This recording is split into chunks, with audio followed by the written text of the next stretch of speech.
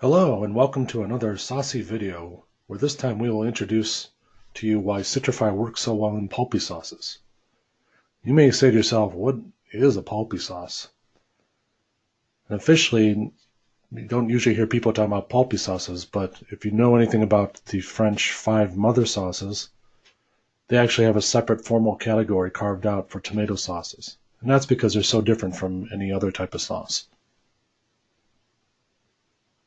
But we decided that you can get that same pulpy texture in sauces using other vegetables than tomatoes and even fruits. So we just decided to use the terminology pulpy so that we include those as well. Pulpy sauces are made from chopped up vegetables and fruits. They have a unique texture, which is more puree-like. Citri-Fi itself is a dried form of pulp, after all. It contains all the fibers and pectin and has the same mouthfeel and body as pureed vegetables, but it does so in a concentrated, clean label, convenient ingredient form. So that you can picture all the possibilities, here's a starter list of sauces that benefit from increased pulpiness. Tomato sauces in their various forms are the obvious application, but think also of like other vegetable-rich sauces.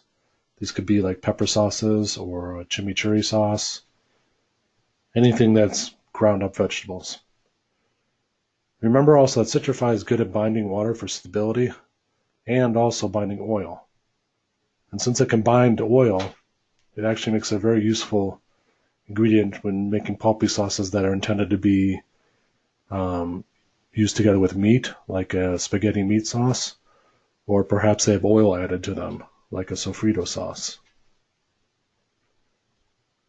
The Citri-Fi will keep that oil from separating and becoming greasy. Okay, so looking deeper at some of the benefits that Citri-Fi provides, many are simply quality improvers, reducing syneresis, making the mouth feel better, having a clean flavor release, and freeze-thaw stability are a number of them. From a business standpoint, however, you might be interested in reducing the cost of an expensive ingredient. Let's say mango puree. Citri-Fi could be used to extend those purees 15% or more. And the last thing I want to mention is it says viscosity here. And to be sure, Citri-Fi does provide some viscosity, but it's not intended to be a high viscosity ingredient, as is. It only provides a mild increase compared to starches and gums. But there is a trick to increasing the viscosity, and I'm going to show you this later in the presentation. Most people don't like to think of their food like this, but food actually consists of cells. It's especially true if you're using foods made out of not too refined ingredients. Let's look at tomato, even though other fruits and vegetables are very similar. Tomato sauces are pulpy because they have all these macerated cells chopped up into fragments of cell walls. Citri-Fi is exactly the same concept, chopped up cell walls. One significant difference is that citrus plants produce much more pectin than other plant genuses. The pectin turns out to be very important for stability. Okay, so here's what a piece of a cell wall looks like up close. This could be a tomato, or Citri-Fi, or any other plant in general. This is how nature put it together. The large green fibers that you see in several layers are cellulose chains. Those cellulose chains are wrapped around other cellulose chains, and those chains are wrapped around other chains, and so on and so forth until the chains get quite big and kind of come together like a giant, strong rope. Weaving in and out of these fibers, you'll see the pectin is a more simple form. The pectin is considered soluble fiber, so it can dissolve in water and is used as a thickener, dissolved in water to thicken foods for a long time now. But naturally, in the plant, it's loosely connected to the rest of the cell wall. It tends to weave in and out of these big cellulose fibers.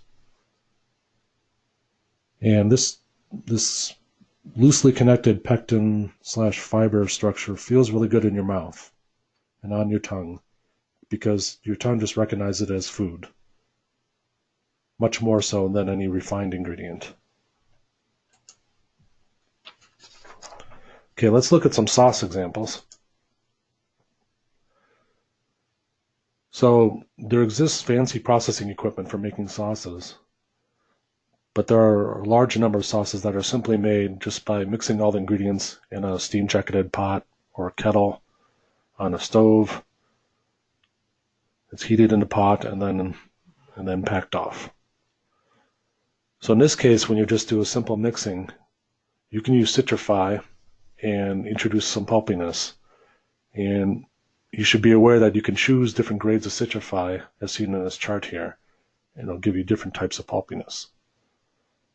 Citri-Fi used this way will only contribute a mild amount of viscosity. If you'd like to have more viscosity, you have a couple options. Firstly, you could pair it up with starches or gums to get that viscosity boost. So use the Citri-Fi for all the other properties, but you get your viscosity through combining it in tandem with a gum or a starch. And FiberStar actually offers the 200 and 300 lines that do exactly that, if you're okay with having that on your label. But if you really want a nice clean label product that's thickened and thickened in a way that's compatible with pulpy sauces, it's good if you have the equipment, you can get a lot of viscosity from Citri-Fi simply by shearing it up with that equipment. Let me explain. Go back to our vegetable example. You start with a tomato in this case. It's made up of lots of cells. You know, industrially, they'll maybe make it into a paste or some sort of intermediate product. And that tends to kind of rip the cells apart. It's usually kind of a moderate shear process. But once you are able to apply higher shear that's high enough to break those strong ropes that I mentioned about the cellulose fibers, then you get more of a structure that looks like this. It's kind of a frayed entanglement structure. And this has been known for a while. You can use shear just the same way on Citri-Fi to get that powerful thickening effect. You can see from this picture that the Citri-Fi will only be kind of lightly thick and kind of this thick suspension here. That exact same concentration, when passed through a high shear homogenizer, can come out into a semi-solid paste if you shear it enough. So this is a great method for thickening in a clean label manner. And over here you'll see that the more powerful your shear equipment is, the higher viscosity you can go with this. So to summarize some of the benefits, Citri-Fi is a good alternative for adding richness to pulpy type sauces. And combining it with strong shear can turn Citri-Fi into a strong viscosifier. When shearing, you can either shear the Citri-Fi by itself in water to make a thick paste. Then you add that paste to the rest of your formula. Or, if you're making a pulpy sauce anyway, you can combine it with the other vegetable sources and shear the whole mixture together. Shearing the vegetables together with the Citri-Fi will boost the viscosity even more, but it will also smoothen out the sauce as it reduces the particle sizes.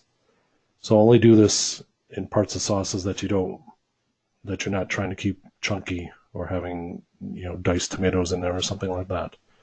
If you want to do something like that, you would shear the first phase and then add the chunkier parts at a later stage after shearing. Think about a time when you had eaten at a really good Italian restaurant and had a nice, rich, full-bodied sauce to go with your pasta. Now look at this picture of a relatively inexpensive marinara sauce that's sold at a popular U.S. national restaurant chain. Those two visions don't match up very well. In the picture, you can see how the starch-gum combination gives a longer, clumpy texture. So since you want this to be your classic pulpy marinara sauce, it would have been advisable to use Citri-Fi to extend the tomato pulp in this case, because it has that rich tomatoey mouthfeel as opposed to the long, kind of clumpy texture that you see here.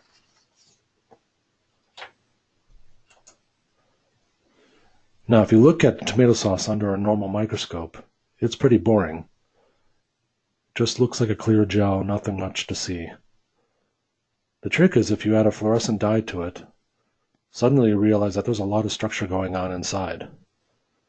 And the dye, in this case, highlights the fibers. That's the green signal there. So those insoluble fibers, they drag across the tongue, and it's usually in the form of a big entangled mass of fibers and pectin. Kind of like a tumbleweed rolling around in the wind.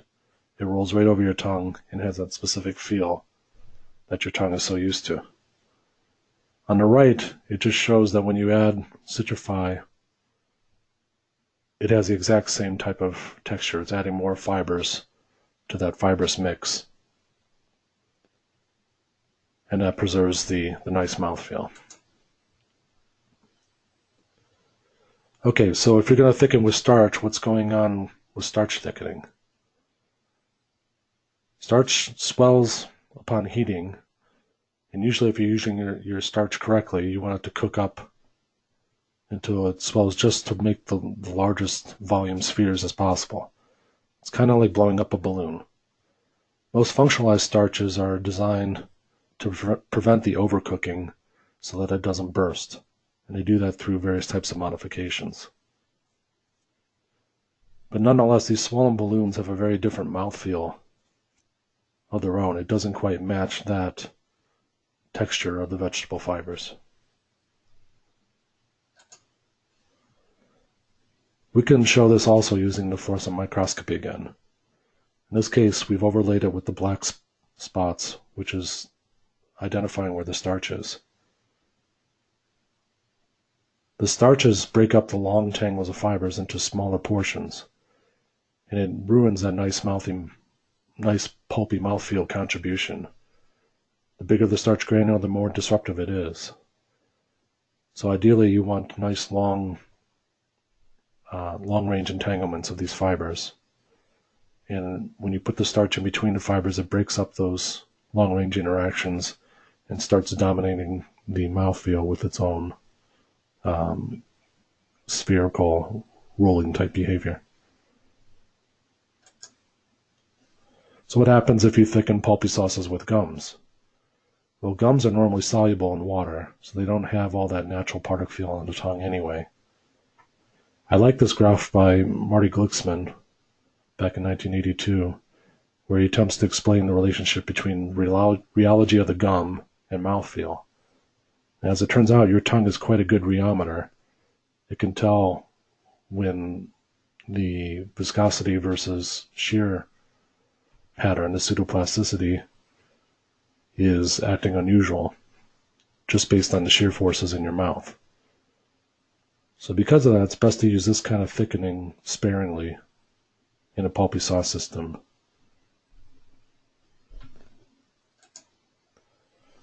Okay, let's look at some of these concepts in more applied terms. Tomato paste is usually classified in terms of its NTSS, which is really just a fancy name for bricks.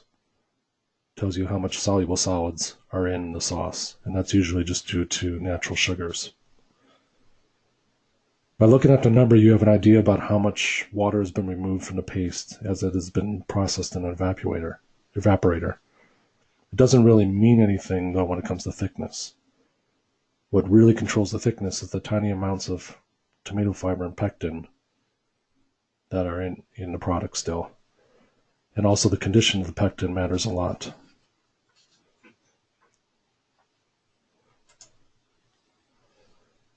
So this is why you only need low levels of Citri-Fi to get a thickening effect.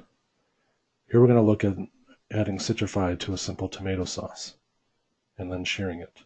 So if we start with just the tomato sauce, which is the red line here, the control, we start the same amount of tomato solids and we shear, we see that the viscosity increases, gets thicker and thicker, and in this case it kind of peters out.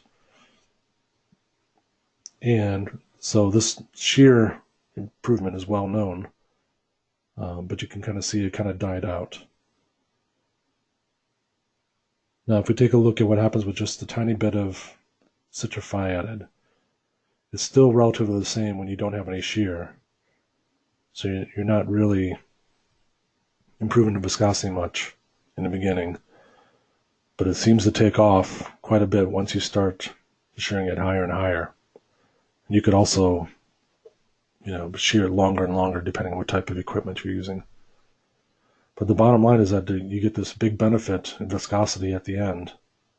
It's almost as if the tomato sauce in the first case ran out of ammunition for the shear to work on, but when you have the Citri-Fi present, it has much more fiber to go to work on and make it even more thicker. So that's kind of interesting.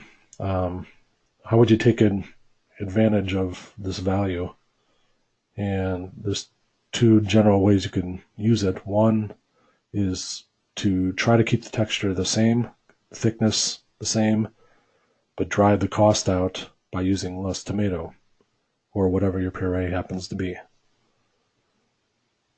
Or the other way is, if you're formulating from scratch especially, you can just use it in your formula to improve the quality. And we'll show examples of both in the next slide or two.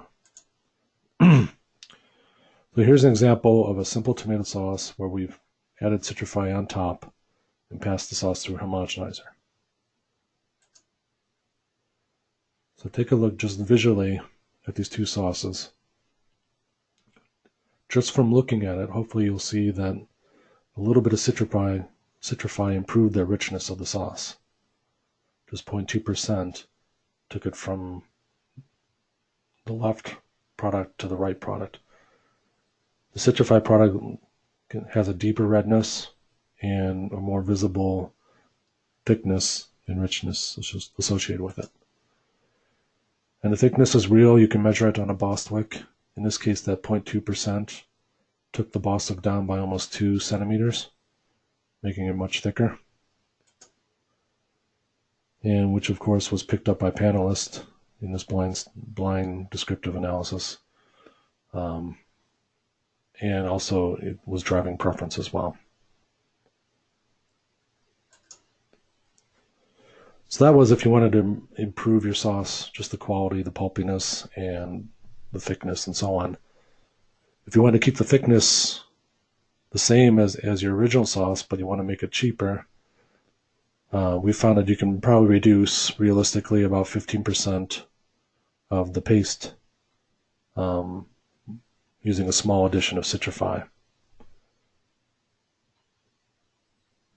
So in the case of tomato, at current prices and volume, this corresponds to about 6 to 10% reduction of cost of the paste. Think also that the cost of those raw materials can vary quite a bit from year to year. So if you're using Citri-Fi to replace some of that paste, you have a little bit of insurance against unexpected ingredient costs.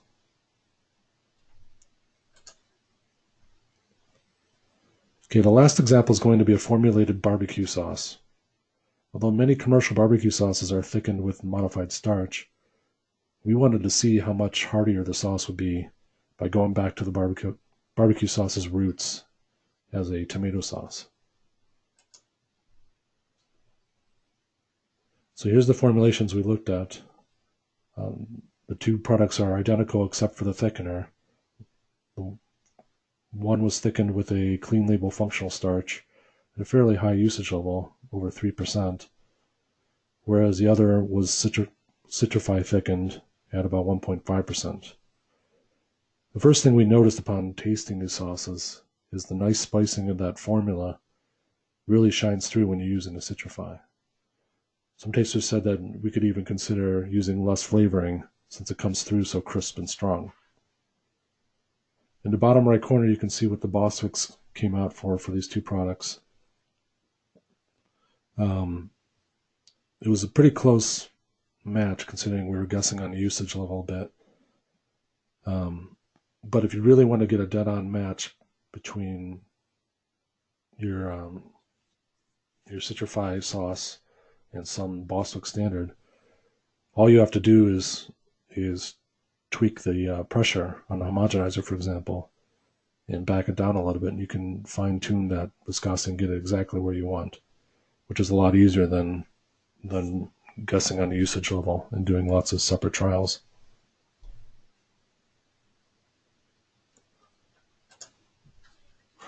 Okay, so making a starch-based barbecue was kind of like a kettle cooking project.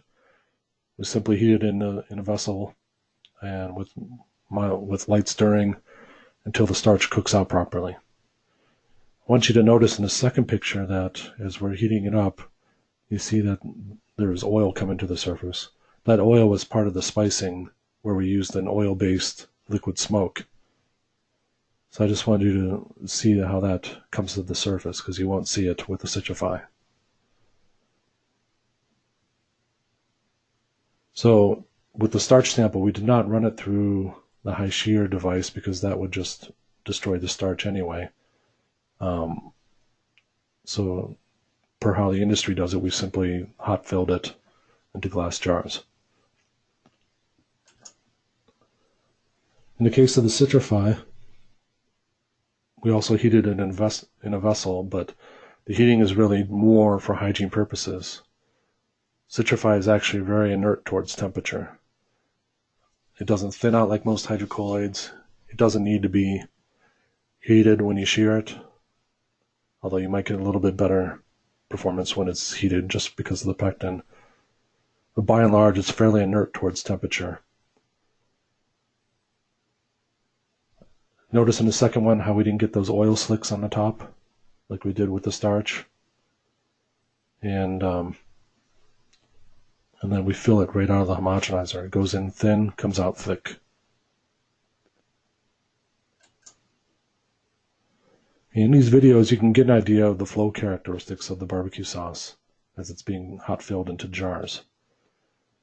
The starch sample is a little bit more translucent and thinner at the high temperatures. And the Citri-Fi had a slight cloud to it and is very thick coming out of the homogenizer, even though it's hot.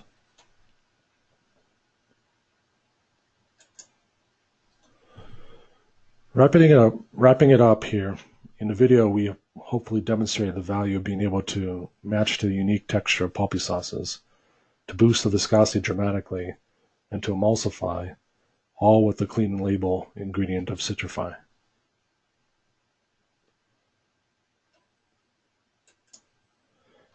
We here at FiberStar would like to thank you for listening to this video. If you have any questions or would like assistance applying it to your own custom product, please reach out to any of these capable FiberStar staff. We'll be more than happy to assist. Also, check out our other videos that we have available on our FiberStar website or our FiberStar YouTube channel.